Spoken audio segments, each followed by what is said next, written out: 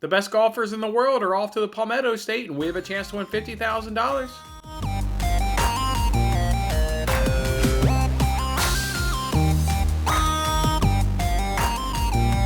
Hey, what's going on, everybody? It's Jason Mattis with Winning Bets.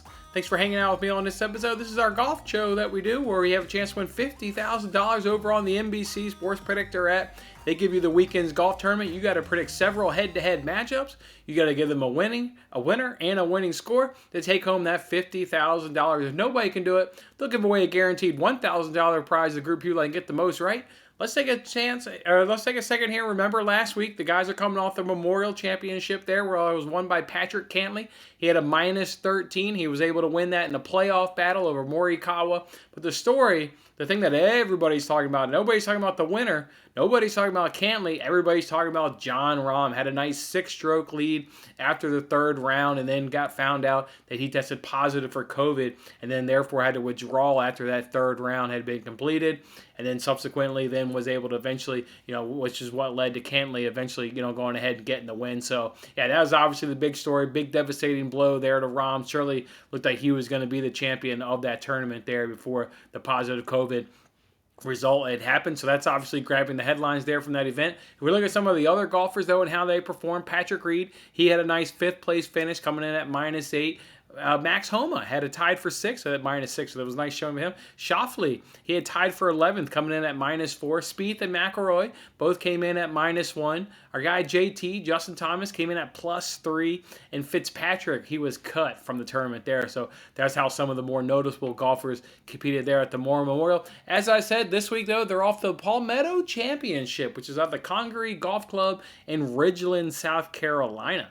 Actually lived in South Carolina for, call it 8 years, and didn't even know where Ridgeland, South Carolina was. Had to look it up. It's about just north of Savannah, a little outside of Savannah, a little outside of Charleston, right there kind of in the middle between Savannah and Charleston. So just knowing Savannah, knowing Charleston, I'm sure it's a beautiful area there right along the coast there of South Carolina. Weather, I'm sure, will be absolutely outstanding for a new tournament. And again, a new course. So nobody's ever had any experience before at this Congaree Golf Club. When I went ahead and did the research for this, boy, a lot of big names are missing. We know you got the major championship coming up the following week, and a lot of guys, are really stuck in their regimen of either practice, and get in around the week before a major, or they, simply take off. And it looks like a lot of big names have taken off as you don't have a Spieth, a McIlroy, a Justin Thomas in this tournament and involved in this game. So a lot of lesser known guys, a lot of guys you're scratching your head. If you don't follow golf, you may not know who they are, but I'm here to help you out for we can win that $50,000. So with that being said, let's jump on into it and start with these head-to-head matchups. The first one is going to be two golfers you definitely know. You know DJ and you know Koepka right there. Neither have played since the PGA Championship. Koepka, if you look at his season, it's been hot and cold. He either has a good finish or struggles and misses the cut. For DJ, it's been mostly good, although he is coming off a cut at the PGA Championship. But I'm going to go ahead and take the more consistent golfer. Go ahead and give me Dustin Johnson. Excuse me there. All right, for the next one here, we've got Ian Poulter versus Fitzpatrick there. Poulter's got a scoring average of 70.64, which ranked 64th there on the tours, 48th in driving accuracy, and 199th in greens and regulation. Fitzpatrick got a better scoring average at 70.59, which is 43rd, just a tick better. 15th, though, in driving accuracy, significantly better, and 101st in greens and regulation. So, again, significantly better there. And accuracy in greens and regulation. So, based on the stats, it's an easy call. Take Matt Fitzpatrick. Easy call on the stats. For the next one here, we'll take Noren versus Kisery. And again, I'm probably going to butcher these names of these golfers. These are not household name golfers that you've heard of right here. Noren ranks FedEx rank is 91st. Scoring average of 70.9, ranks 77. His driving accuracy is 158th, and his green and regulation is 184. Meanwhile, there for Kisery, he's got a FedEx Cup ranking of 49th. His scoring average is ranked 37th. His driving accuracy is 161st, and his green and regulations there is 34th. I'm going to go ahead and take Patton Kisery, I believe it here is, and hopefully he doesn't get cut. I mean, that's the thing that you're worried about with this guy. Hopefully he's got the cut out of him. He's been playing pretty good, and then he got cut. Let's hope he goes back to 2 weeks before where he finished tied for third, and he doesn't end up playing like he get cut. So I'll go ahead and take Kisery. For the next one here, we got Glover versus Kisner. Glover's with the better scoring average by 0.7 points. Glover's average He's average in greens and regulations and driving accuracy, but Kisner is really good. He's 9th in accuracy and driving accuracy, but he's 112th in greens and regulation. So the guy may be able to hit it off the tee straight, but then can't use his irons where it's shit, as he's ranked 112th in greens and regulation. I'll go ahead and take Lucas Glover. He's more consistent. And then again, you get a new course. I like guys that are going to be consistent, and that's what you need here, going up here on this new course. So I'll go ahead and take Glover there. We go ahead and look at the next one. You get Eam versus English. I'm going to take Sungjae Eam, and I'm just really basing it off previous experience of sitting in this chair every week doing this golf contest and knowing Eam's numbers and how just good and consistent he is. I'm going to go ahead and take Eam. For the next one here, you got Hatton versus Fleetwood. Kind of the same logic there of taking Eam. I'm going to take Hatton. Again, just looking him up kind of on a weekly basis. He's been on this game a lot. Know his numbers, know his consistency. So like Hatton there, so I'll go ahead and take him. For the next one here, we'll take, we got Harrington versus Donald. Two bad guys when you go ahead and look up their stats. So just flip a coin with this one, guys. I mean, you have no idea which one of these two guys is going to have the better of the 2 weekends. My coin said Harrington, so I went ahead and took Paddy Harrington right there.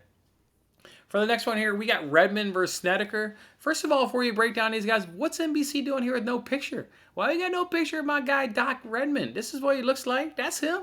That's him right there. A good-looking guy.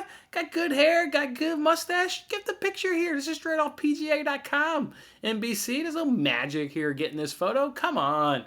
Hook up my man Redmond. He doesn't deserve the no picture. Come on. Redmond 68th in driving accuracy, 81st in greens and regulation, 104th in that scoring average. He's got a weak drive of only 293 yards, but he's going up against Snedeker, which is really the same version of Redmond, but a touch worse. I mean, his greens and regulation is 165th, which is worse.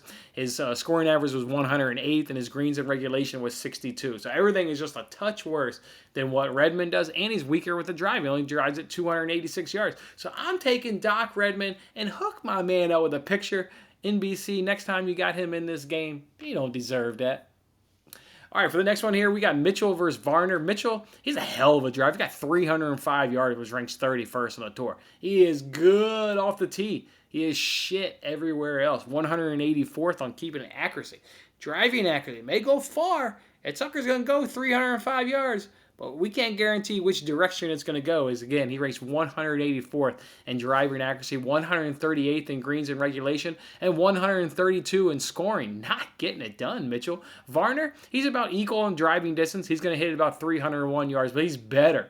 Better in greens and regulation, better in driving accuracy, and better in scoring by 0.7 points. It's Arnold Varner, and it's an easy decision to take Arnold Varner. For the next one here, we got Knox versus Ravy here. We're just going to talk about Ravy here. This man here is 100. This guy's ranked 193rd in putting. This is how many times he's been cut in a row from tournaments. 7.